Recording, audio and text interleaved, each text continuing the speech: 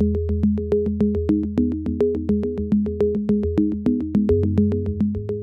I came out of a coma, it was just a shock to my whole life, because here I am, 19 years old, in a hospital bed, paralyzed on my left side, diapers on, tracheotomy in, and catheter in. You hear things, you're out there, but you just don't know how to process what's going on. You hear things that are, you hear people laughing outside your door, you want to go out and join them, but you can't. But so waking up from a coma was just a shock because I didn't remember how I used to be, but I wasn't able to just get up, walk around, talk, shake hands, go to the bathroom by myself, shower, couldn't do anything, here I am. I met him about 2-3 years ago, actually in this hallway. And I saw him limping here, and I stopped him and asked him who he was. He just looked interested. I didn't know, I wasn't sure if he was a patient here. And so I stopped him and asked him, and that's how we first met. Well, I was in a health food store walking around, and I just noticed him stumbling around, and I thought perhaps he had been drinking. When I first met him, I thought that maybe he was a patient here. I wasn't really sure what his role in this hospital was. I wasn't sure if he understood everything completely, if, maybe he had a little bit of drink on him. I wasn't sure. Now it's not as hard as it was when I first started because I had a limp, I had a cane, and now I don't have a cane, I just have a drop foot. Everyone's thinking I'm drunk because I'm, kind of loud, and with all that stuff. And I thought he was finding a natural remedy, so I thought, oh, great. And then I was in the tofu section looking at some things, and then this happy face came and approached, made conversation that the shoes I was wearing was what he was wearing in his accident. And so I thought, accident?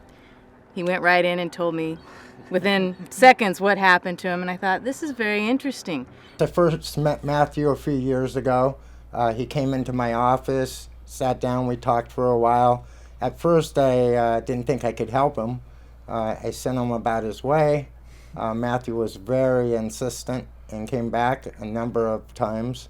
I eventually took his case. It was a trust matter, a family trust dispute, and that's how I got to know Matthew. Coma-dentials is because I saw doctors, therapists, and everyone walking around with their white coats, and they have credentials, and so I was in a coma, and I'm helping people in a coma, and I have a good insight on how it is because I've been in that whole situation. So Coma-dentials. So with Matthew, he tells the patient straight up, I was laid out, and they're seeing him walking, talking, drooling, laughing. They're seeing me wipe his drool off. This is my crazy girlfriend. Here we are. And it brings it more into a human forum. It's not so medical. I see how he reacts to the patients. I see how the patients react to him. It's really unbelievable how these patients show us that there's something inside there that people might have thought there was nothing there. But Matt can bring that out in him, in those patients. Maybe it's just a blink, maybe it's a little smile, maybe even a little finger movement, and sometimes there's no movement, but they're there. But if there's patience and love and compassion, beautiful things can happen, even if they're little small things, just even moving the arm up. How great that is for a patient that was just like this, and they can kind of do this now. As I got to know him, I became more familiar with his life and his past. He had his issues with head trauma, the things he was doing to help people in the same situation. And I was very impressed at his energy and his being ethical and trying to help those had been in the same situation he's in. I just have to have courage to be able to come back from what you're doing, and that's all that it is, courage, and that's what I want to do with the coma people that I'm helping, with all the disabilities that I'm able to go into and help. I just want to show them that it is possible. I have my students spend an hour with Matt every time he comes. I want the students to understand that these patients who can't talk for themselves are still there.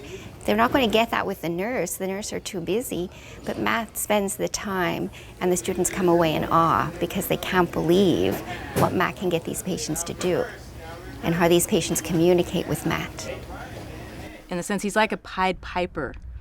He's got nurses, he's got family members singing, dancing, really encouraging that person. And it's different day to day. Sometimes the patients, they don't want to be sung to, but he'll stretch or touch or massage or just talk. He does a great job because he knows what it's like to be in a coma, and he's very good at trying to get people who are in a coma to come out of it. How it simulates with me going through my coma to them going through their coma, because I've been in it, and here I am. I'm living a life. I'm 23 years after my closed head injury, and this is just I feel good when I'm with them. I'm happy. It's sad that they're in there, of course. Everyone that's any disability is sad, but this is I have a whole different approach to it. Happy, loud, dancing, singing, and it's like I don't have credentials. I have my Coma-dentials with this whole situation of life. Good job, Ray. Oh, look at Great that. job. Ray, this is good, Ray. Let's all give Ray a hand. Look at that, man. Yeah, Ray. You got to keep repeating, got to keep asking over and over and over and over. With a head trauma, we have to do it about, I'd say about 700 to 800 times. Being able to speak to you, I had to read Dr. Seuss over and over and over and over and over and over. I'm going to read you Ambiance Z, just a little bit of it. If you stay home with Zebra, you're stuck in a rut. Ambiance Zebra, you're anything but. And then I do lip syncing in my own little demented way, just singing to different Zeppelin songs, all these different things. That was my own therapy. And all you do is stand and cry.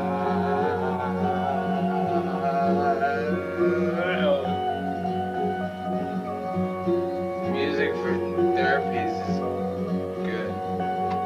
You have to do it after your therapy lessons with teachers. You need to do it on your own.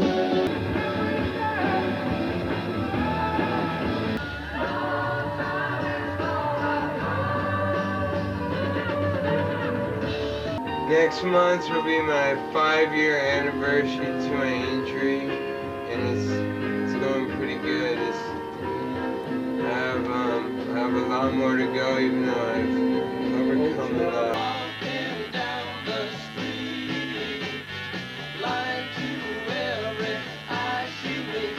I'm big enough to break down his wall.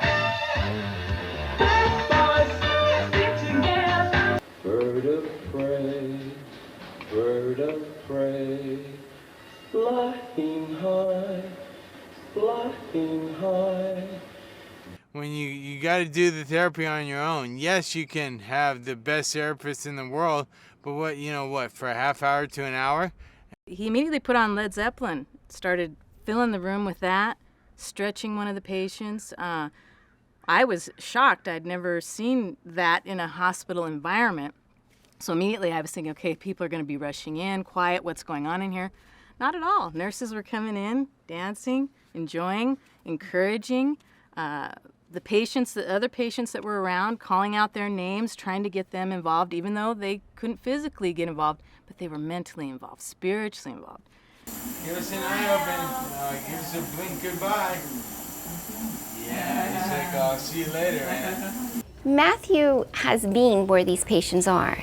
He was in a coma for 3 months, and he remembers, he can tell you the story of being in a coma, not being able to communicate, but understanding and hearing what was going on. So he's coming from that aspect where he's been there, he's done it, and he comes back and gives back, realizing that these people do understand. I call him the coma voice. He's trying to be the voice for people who can't speak. When he's in the hospital working with people that haven't moved, he comes in, 10 minutes goes by, he's singing, dancing, and their eyes start twinkling. It's like a pinball machine that gets plugged in. The bells and whistles start happening, and it's very emotional to watch but it's joy. I still represent Matthew in a number of matters, but I've become more involved in his nonprofit corporation, Positive Matters, and developing his website and trying to do other things for his benefit. My understanding of Positive Matters is that it's a nonprofit corporation set up some time ago. Matthew gives speeches to youth. He speaks to schools, nursing, teaching colleges, and he does what's called Coma-therapy. And he has what he calls Coma-dentials because he's been there in a coma, has experienced it. So now he teaches and helps those who are training to be nurses. My method of doing Coma-therapy is different because I just go in and start talking to them, start telling them about, what's going on, tell them that they're doing great, and just give them a whole different perspective. It just takes time. You can't just go walk around, look at them and be all, oh, that's just how it is, but you got to just be strong with them, have good faith. I admire Matt for giving of his time. He comes here 3-4 days a week. Nobody pays for him. Nobody pays him any money for doing this. He comes because it's in his heart, and he comes because he wants to do something with these people. He wants to give back. What inspires me about the Positive Matters organization is that it's a forum for people to ask questions, to find comfort, to look for new solutions, if you will, to try to engage whoever is in this situation, the families, to new possibilities and encouragement and the importance of repetition. He's very energetic and I think very insistent, persistent. I think that's a big part of what he does. He's loud, boisterous, that's just a part of who he is. And I think it really connects when people are kind of in a frozen state, they're in a coma.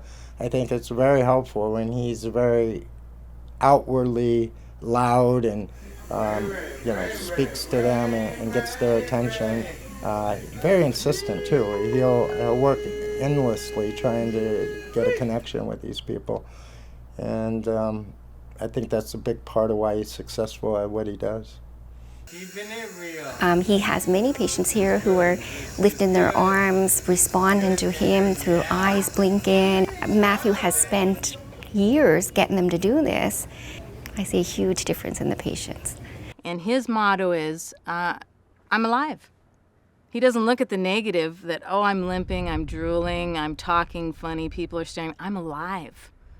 And that in itself is joyful. Matthew's mother, Gay, is a very unique individual. Also with that joyful spirit, attitude, determination, and gentle as a dove, but that constant strength. And no doubt their unique relationship has helped to advance Matthew, not hold him back. She may have been concerned about different things he was trying, but gave him the forum to try it. She may not like certain things that he may approach, but she lets him do it. And so in that, it gives him more confidence, more independence.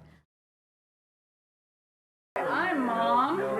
You work hard. No problem. Right? Oh, did he? Yeah. Caretaker chauffeur again. But yes, definitely struggles. I'm sure there's been many days that it was hard, but she never had that attitude it was impossible, and therefore it's extended to him. It's not impossible. One of the first things he wanted to give back to me for what I was helping him with was to go on a hydro bike ride. I have since been on the hydro bikes a number of times, and very fun, very nice experience. The one thing I learned that Matthew, part of his therapy in his own recovery from his head trauma was these hydro bikes. He started cleaning them at first because he couldn't ride them. He didn't have the coordination, the ability to ride them. So he would basically spend his time cleaning the hydro bikes. As his recovery got better and he could do more, he started then riding the hydro bikes. The first big turning point for me to seeing that hydro bikes can help out tremendously was about being able to ride them by myself and then being able to clean them by myself, because I have paralysis on my left side, and so it's kind of tough. And how you say how just getting on a bike and going, you know, I had to think about balance through where my left leg was going. So I had to think about the whole balance through my brain, and then my left arm, how it was on the handlebars. It's just a good thing. You don't need balance unless you have it, and you can be on this, you know. Matthew set a world record on the hydro bikes. He went from Catalina and rode the hydro bike to the harbor in Long Beach. It was very impressive, especially with someone with such a degree of head trauma that he had. It's my understanding when he was first diagnosed, he had a poor prognosis, less than 5% chance of really any serious recovery. And to see him on the hydro bike and to make that kind of a world record was amazing. Here I am, you know, they think because I had a head injury that I'm done, you know, but this is because you can keep moving forward. It's just you have to keep thinking, you have to be joyful with everything that you're doing. You know, it's a whole different situation because I'm rolling with the disabled now, so that's just how I roll, you know.